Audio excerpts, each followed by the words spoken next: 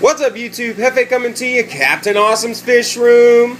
About to show y'all some exciting things. Y'all have already seen two exciting things today, guys. Two coming straight out of Captain Awesome's Fish Room.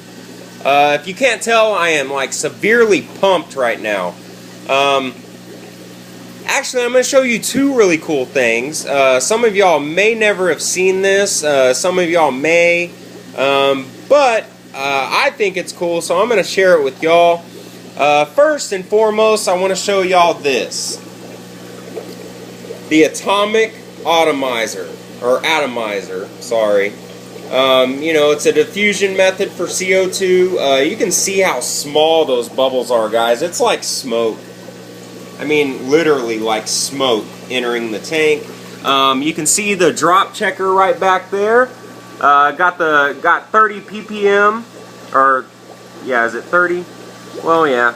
But you can see that the little bubble on the inside, if I can get my finger, the little bubble on the inside, that's the indicator fluid. I'm sorry, the reference fluid, and then that big area of fluid is the indicator fluid, and you can see that they're both the same color. So I got optimum CO2 inside the tank, and haven't done a water change today, but look at the dwarf baby tears purling. It's just beautiful, beautiful, beautiful. So we'll go over here and we'll look at the system here, guys. We got my 5-pound CO2 tank.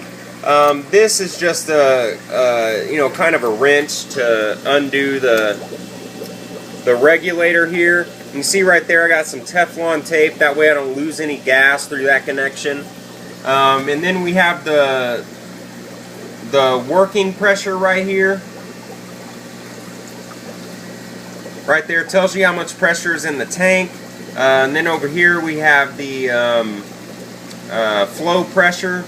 Actually, I could have the names mixed up, guys, but y'all know what I mean. This is actually the pressure that is coming out to go to the tank. This is the pressure inside of the CO2 tank. Comes over here to the solenoid that cuts off when the lights cut off. It will be plugged into a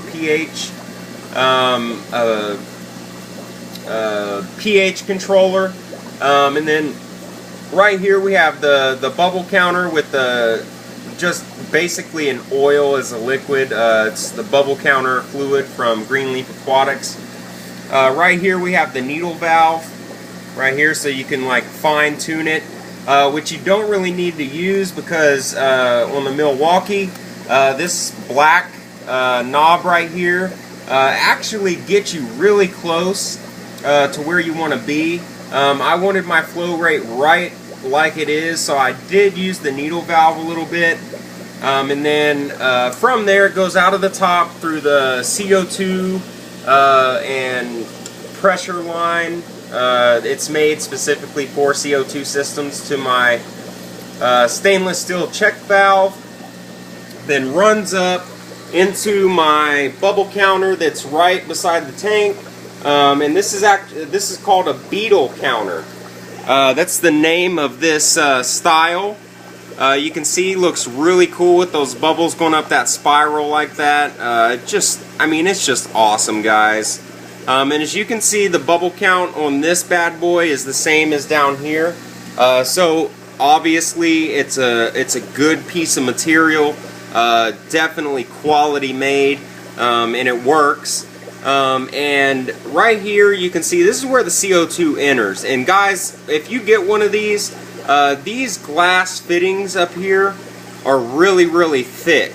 Okay, it takes some work to get the tubing onto these, and that's so, you know, with such a high pressure, it's so the line doesn't blow off. So that's why. But if you just get it wet a little bit, and it'll slip right on. Same thing here. And then it goes up. Okay, well, the CO2 enters here, goes down, and then you can see it right here, how it just goes up and then starts going up the spiral there. And then as it leaves here, and there's just water in here, and it leaves here, and then it goes out through this one, and then into the tank, into the atomic atomizer. I won't ever be able to say it right. I'm just going to say diffuser. but it's one of those ones that produce really small micro bubbles, so it dissolves really well. And another thing about this, if you have the pressure too high, or you know, if anything's not working with this right here, the CO2 will actually come out of this bottom hole here. When you have it working properly, it'll go up the spiral and look really pretty for you. So it's pretty awesome. I love the beetle counter. It's definitely worth the money that I paid for it. I just think it looks so good, and you know, just classy looking. And then we go over here. I've had the CO2 running. This is the second day I've had it running. And it turns on when the lights turn on, turns off when the lights turn off. Like I said, I will be getting a pH controller. But this thing right here, that diffuser, guys, is, I mean, it's top notch, okay? It is awesome. Okay, and then I already showed you the drop checker working fantastically. You can see there, both same color, and takes up minimal space, guys. Now, the second cool thing I wanted to show you is the Ludwigia Inclinata Tornado is starting to perk up. This is the second day inside the tank. Got it planted inside its own little bucket with a root tab right under it. So it's getting some nutrients. And it's banging, guys. It's banging. It's actually purling up a little bit. Let me see if I can get it. It's kind of hard to see with these twisty leaves, but it's, guys, it's beautiful. Yeah, I mean, you can see some of the bubbles on it. Maybe not. Yeah, maybe not. I mean, look at the dwarf baby tears, guys. Just purling away, looking awesome. One other thing I want to show y'all. If I can get it to focus on here. If y'all can see that little stringy plant right above my finger right there. Here, let me point at it inside the tank. Oh, hold on. This little plant, well, if I can get the stargrass out of the way. There we go. That little plant right here, y'all see that? That plant that I'm moving with my finger? That's a carnivorous plant, guys. It's from the liverwort family, and if I can ever get a camera to focus in close enough on it, you'll actually see these little, I'm sorry, bladderwort family, guys, sorry. You'll see these little bladders on it, and they actually take in microscopic organisms and eat it. So, you know, got that carnivorous plant there. Got a little bit more growing right down there. You can see it right above the pearl grass, or the pearl weed, right there. And the four-leaf clover's doing fantastic. And the other cool thing I wanted to show y'all is the Hygrophila polysperma sunset. Got it all planted. It's looking, you know, it looks kind of bad right now, guys, but give this plant 2 days and y'all are gonna see why I love it so much. Okay, week maximum, you know, but y'all will see. Y'all will see. And as y'all can see, I have a cup in here turned upside down with the baby tears on top of it. I really wanted these guys to really pick up and start growing. You know, so I moved them closer to the light. Of course, you know, they won't have a problem at all inside the new tank that I'll be setting up very, very soon. You know, with the lighting that I have and stuff. Y'all seen the lights. And what this thing is right here, guys, is I tried to get all of the jaguar fry out of here, but there is still 3 left, and I don't want them messing with my shrimp. So what I did is I put some food in the bottom of it, plugged the hole that was right there, and then there's a hole right there. And, you know, even if there's just one in there, I'm going to reach down real quick, plug that hole, pull them out of there, and I'm going to catch them, guys, because these shrimp are just awesome. Look at these guys. There's one of the yellow ones right there. There's one of the white ones. Snowball. And then we got some more over here. I mean, they are just loving it in here, guys. There's a yellow one. There goes one of the red cherries. You know, they colored up extremely fast, too. You know, this tank is about as close as it gets to perfect in water parameters. I have 0 ammonia, 0 nitrite, and 0 nitrate. And guys, I still do my weekly water changes on this tank. You know, just because, you know, that's who I am. You know, I like doing weekly water changes on all of my aquariums because I like to keep it fresh. You know what I mean? And yes, I know I don't have to with a planted tank, but am I still going to do it? Yes. So, you know, just a good idea. And then I wanted to show y'all something if it stays there and comes around. Let me see if I can move it. Oh, check this out, guys. Look at the shrimp riding on the piece of stargrass around the top of the tank. It's one of the yellow ones. And guys, look at the Ludwigia inclinata from the top. Isn't that just an awesome plant? Just an awesome plant. And let's see if we can get the stargrass riding shrimp. No, it already left. But, oh well.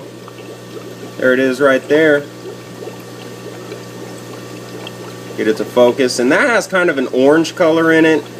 Now Katie told me that all these guys would breed together. You know, normally I don't like hybrids. You know, it has to be a really special hybrid for me to want them. But as far as shrimp, guys, I'm learning about these. This is the first time I've kept ornamental shrimp. I mean, I've kept ghost shrimp and stuff like that as feeders, but this is the first time that I've kept shrimp that are, you know, actually sought after in the hobby. So I'm learning with them, and, you know, I really want to see breeding behavior. I want to see what happens. You know, I mean, no, I know what happens when two different species of fish breed, but, you know, I kind of want to get a feel for it. So I have them all in the same tank. You know, it's not a big deal. You know, I think it's going to be cool. But, you know, that's kind of what I'm doing. And then, what else did I have?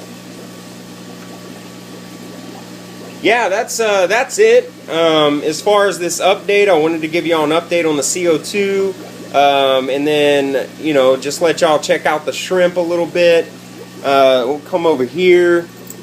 They were all, yeah, there's a bunch of them behind here. You can see one of the yellow ones right there, one of the little babies. You know, I'm really hoping that they go up this little tube right here and go in there. That would be so sick. And you see the glosso purling. And, you know, I had some algae starting to grow in here, but since I started pumping the CO2 in, guys, the algae is like disappearing, like literally. And I know that happens with you know, pressurized CO2 or CO2 injection period. But you know, I just thought that was cool. And look at that guy, guys. These shrimp are so awesome. I want to thank Katie again for sending me these things. Man, they're just super sick. Look at them. Picking on the filter, getting some nourishment. You know, they came in, they immediately took to the tank, just doing awesome. But yeah, guys, so that's the update. Stay tuned for another video I'm gonna make. You know, for Captain Awesome's Throne on Thursday. I think that's what I'm gonna call it. But that said, guys, this is what I'm doing. This is what I've done. Hope y'all enjoyed the video. Please rate, comment, and subscribe. Let me know what y'all are thinking. And we'll see y'all next time. Adios, folks.